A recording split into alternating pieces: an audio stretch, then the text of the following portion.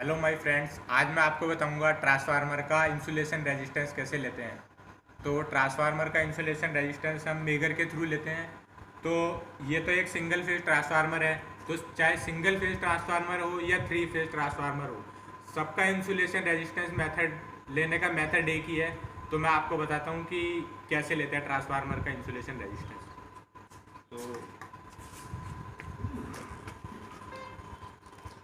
तो आपको करना क्या है कि एक टर्मिनल यहाँ पर लगाना है, ये क्योंकि ये सिंगल फेज ट्रांसफार्मर है तो इसलिए एक टर्मिनल यहाँ पर लगाएंगे हम और एक लगाएंगे हम ये अर्थिंग।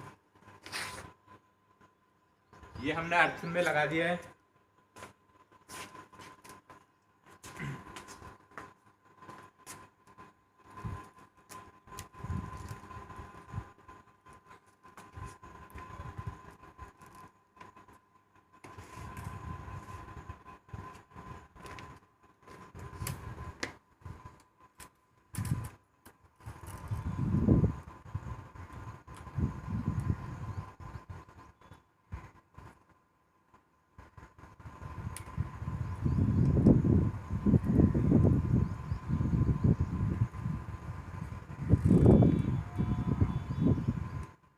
तो आपको ये इस तरीके से लगाना है, वो प्राइमरी का टर्मिनल है और एक लगाना है अर्थिंग में, तो इसको हम बोलेंगे प्राइमरी टू अर्थ।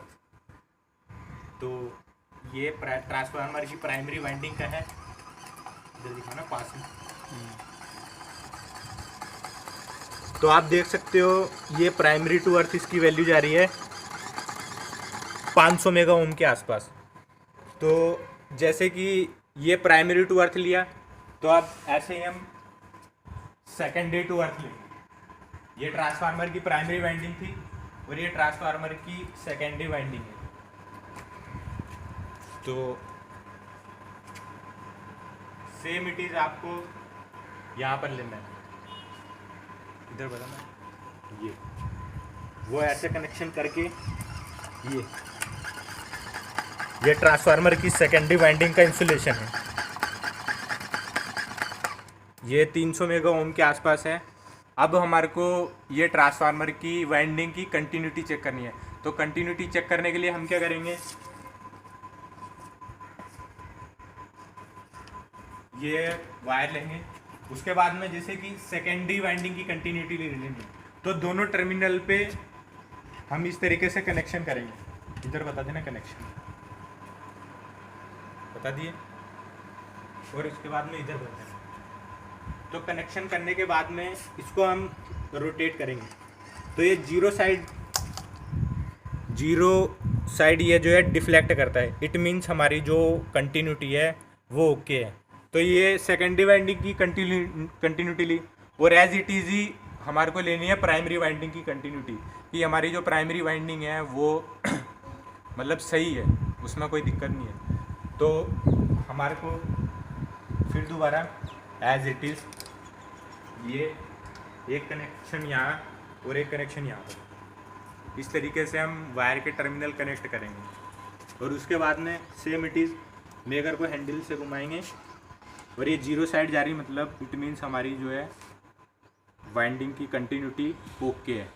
तो वाइंडिंग का इंसुलेशन हम रेजिस्टेंस इसीलिए लेते हैं ताकि जो हमारी वाइंडिंग का जो इंसुलेशन है वो प्रॉपर है। अगर वाइंडिंग का इंसुलेशन अगर ख़राब होगा, अगर वाइंडिंग का इंसुलेशन जो है वो बहुत कम आ रहा है, जो कोई भी स्टैंडर्ड डिज़ाइन किया गया है इक्विपमेंट, उसकी जो इंसुलेशन रेजिस्टेंस है, सबके पैरामीटर बनाए गए हैं कि एक जैसे कि 1 केवी के लिए 1 मेगा ओम मिनिमम होनी चाहिए। तो उस तरीके से जितने जितने रेटिंग के ट्रांसफार्मर है उस हिसाब से उसकी जो है इंसुलेशन रेजिस्टेंस वैल्यू जो है वो डिसाइड की गई है। तो अगर इंसुलेशन रेजिस्टेंस जो मिनिमम वैल्यू है उससे अगर कम आता है तो हमारे जो है उससे लॉसेस बढ़ेंगे। लॉसेस कौन से बढ़ेंगे, कॉपर लॉसेस बहुत ज़्यादा बढ़ेंगे। जब लॉसेस बढ़ेंगे तो हमारा एनर्जी कंजम्पशन भी ज़्यादा होगा और जो वाइंडिंग है वो हीट भी ज़्यादा होगी। तो हमारे को जब भी कोई भी इसमें परेशानी आती है तो हमारे को जो है चेंज करनी पड़ेगी, इसकी ट्रांसफार्मर की जो वाइंडिंग है उसको चेंज करनी पड़ेगी। और नेक्स्ट वीडियो में आपको बताऊंगा मैं ट्रांसफार्मर का वोल्टेज रेशियो टेस्ट कैसे करते हैं।